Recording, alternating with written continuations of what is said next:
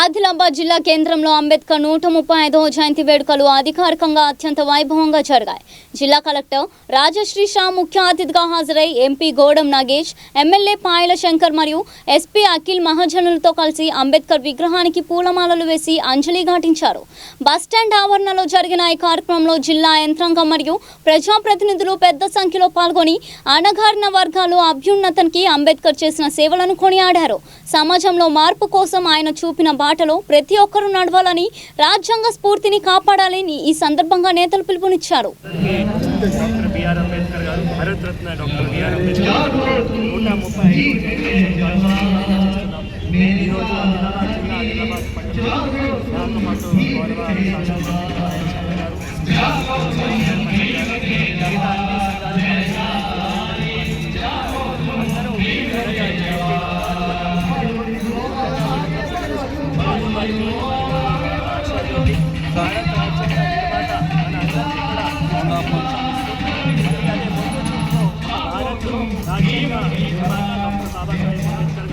వారి ద్వారానే మళ్ళీ బడుగు బలహీన వర్గాలకి రిజర్వేషన్ కానీ మళ్ళీ మన భారత రాజ్యాంగ వినూత్నంగా ఏవైతే ప్రొవిజన్స్ ఉన్నాయో అవి అన్నీ కూడా వారే తీసుకొని రావడం జరిగింది. ఆల్ ఇండియా సర్వీసెస్ కూడా వారే క్రియేట్ చేసుకుంటూ మళ్ళీ మనం అందరము కూడా వారు ఆశ ద్వారానే మళ్ళీ ఇక్కడ కూడా పనిచేస్తున్నాం. కాబట్టి వారు ఒకటే చాలా కీలకమైన అంశం చెప్పారు.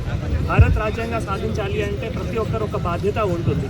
ఆ ఫండమెంటల్ ప్రతి ఒక్క బాధ్యత ఏవైతే ఉన్నాయో పాటిస్తూ మళ్ళీ భారత రాజ్యాంగం ఏవైతే ఆశలు ఉన్నాయో అప్పుడే మనం సాధించగలుగుతాం. కాబట్టి ప్రతి ఒక్కరు చిన్న అంశాలు కావచ్చు, పెద్ద అంశాలు కావచ్చు, వాటికి బాధ్యతగా తీసుకొని మనం సమాజం కలిసిమట్టిగా ముందుకు వెళ్ళాలి. అప్పుడే డాక్టర్ బాబాసాహెబ్ అంబేద్కర్ గారు వారి ఆశలు ఏవైతే ఉన్నాయో అప్పుడే సాధించగలుగుతాము. అందరికీ కూడా తెలియజేస్తూ అందరికీ కూడా డాక్టర్ బాబాసాహెబ్ అంబేద్కర్ గారు 135 జయంతి శుభాకాంక్షలు తెలియజేస్తారు. డాక్టర్ బాబాసాహెబ్ అంబేద్కర్ గారు జయంతి అందరికీ శుభాకాంక్షలు.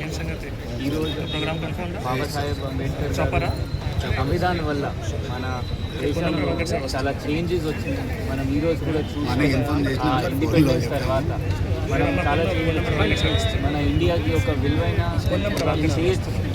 అంటే మొత్తం వరల్డ్ ప్రపంచంలో ఒక విలువ ఉంది. దానిలో మెయిన్ రీజన్ అంటే సంవిధానం. ఇంకా కూడా సంవిధానంలో చాలా మనం అమలు చేయాల్సింది ఉంది. దానిలో సోషలిస్టిక్ అండ్ డెమోక్రటిక్ ప్రిన్సిపల్ కొన్ని సెక్షన్స్ ఉంటాయి. అది కూడా మనం సొంతగా మనం అమలు చేస్తే మన లెవెల్లో మన చిన్న స్థాయి నుంచి పైన స్థాయి ఎవరైనా ప్రతి ఒక్కరు అది అమలు చేస్తే ఇంకా మన దేశం చాలా ముందుకు పోతుంది. ఇది మళ్ళీ ఒకసారి ప్రతి ఒక్కరు బాబాసాహెబ్ అంబేద్కర్ గారు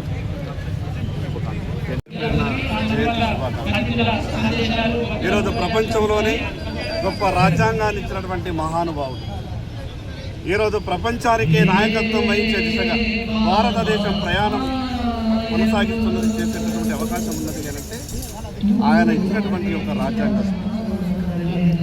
ఆ రోజు ముందు చూపుగా భవిష్యత్తులో భారతదేశం ఏ రకంగా ఉండాలో, భవిష్యత్తులో ఈ దేశంలో ఉన్నటువంటి ఏ వర్గానికి అన్యాయం జరగకుండా ఆయన ఇచ్చినటువంటి గొప్ప రాజ్యాంగం వల్లనే ఈరోజు ఈ దేశం ఇంత గొప్పగా సమస్యలు ఏమన్నా ఈ దేశం గొప్పదని, ఈ దేశం ముందు తర్వాతనే అన్ని విషయాలని గొప్ప రాజ్యాంగ స్ఫూర్తినిచ్చినటువంటి ఆ మహానుభావుడు భౌతికంగా మన మధ్యన లేనప్పటికీ ఆయన ఆశయాలకు అనుగుణంగా మనమంతా కూడా మరొకసారి జయంతి శుభాకాంక్షలు తెలియజేస్తున్నాం.